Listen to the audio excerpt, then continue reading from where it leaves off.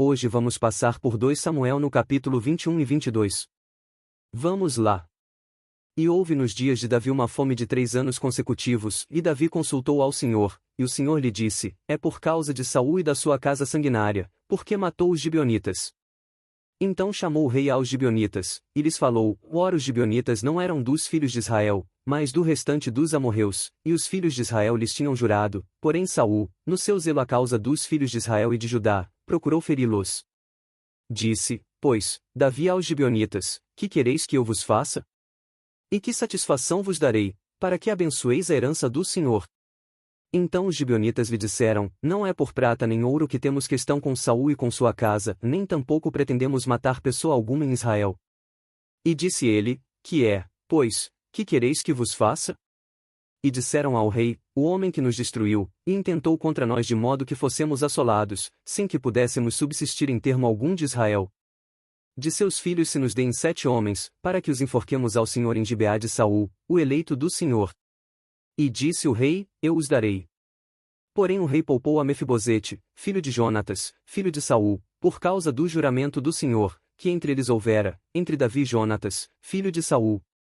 Mas tomou o rei os 2 filhos de Rispa, filha da Aia, que tinha tido de Saul, a harmonia Mefibosete, como também os 5 filhos da irmã de Mical, filha de Saul, que tivera de Adriel, filho de Barzilai, Meulatita. E os entregou na mão dos gibeonitas, os quais os enforcaram no monte, perante o Senhor, e caíram estes 7 juntamente, e foram mortos nos dias da cega, nos dias primeiros, no princípio da cega das cevadas. Então Rispa, filha de Aia, tomou um pano de cilício, e estendeu-lhe sobre uma penha, desde o princípio da cega até que a água do céu caiu sobre eles, e não deixou as aves do céu pousar sobre eles de dia, nem os animais do campo de noite. E foi contado a Davi o que fizera Rispa, filha de Aia, concubina de Saul. Então foi Davi, e tomou os ossos de Saul, e os ossos de Jonatas seu filho, dos moradores de Jabes de Gileade, os quais os furtaram da rua de Bet-San, onde os filisteus os tinham pendurado, quando feriram a Saul em Gilboa. E fez subir dali os ossos de Saul, e os ossos de Jonatas seu filho, e ajuntaram também os ossos dos enforcados. Enterraram os ossos de Saul, e de Jonatas seu filho na terra de Benjamim, em Zela, na sepultura de seu pai Quis, e fizeram tudo o que o rei ordenara, e depois disto Deus se aplacou com a terra. Tiveram mais os filisteus uma peleja contra Israel, e desceu Davi, e com ele os seus servos, e tanto pelejaram contra os filisteus, que Davi se cansou. E Isbi-Benob, que era dos filhos do gigante, cuja lança pesava 300 siclos de cobre, e que cingia uma espada nova, intentou ferir a Davi. Porém, Abisai, filho de Zeruia, o socorreu, e feriu o filisteu, e o matou.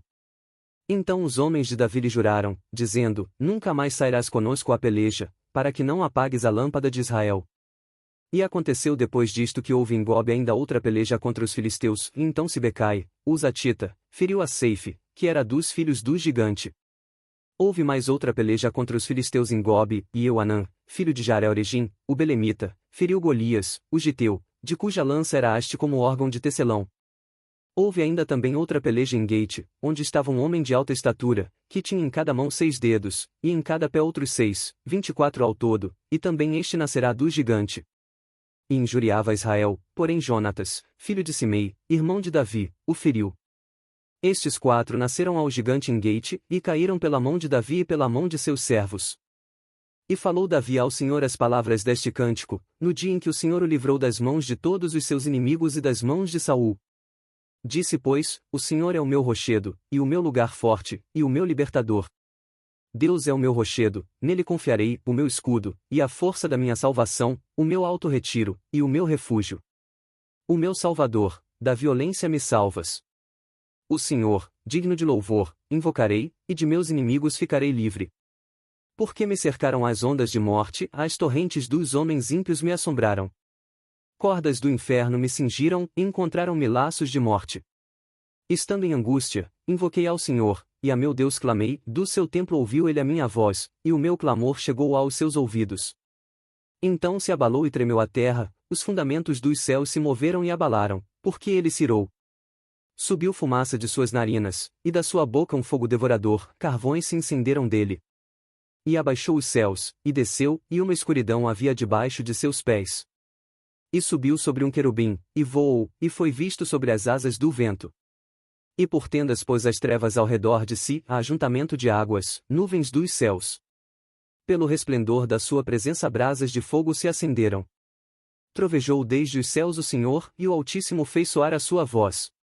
E disparou flechas, e os dissipou, raios, e os perturbou. E apareceram as profundezas do mar, e os fundamentos do mundo se descobriram, pela repreensão do Senhor, pelo sopro do vento das suas narinas. Desde o alto enviou, e me tomou, tirou-me das muitas águas. Livrou-me do meu poderoso inimigo, e daqueles que me tinham ódio, porque eram mais fortes do que eu. Encontraram-me no dia da minha calamidade, porém o Senhor se fez o meu amparo.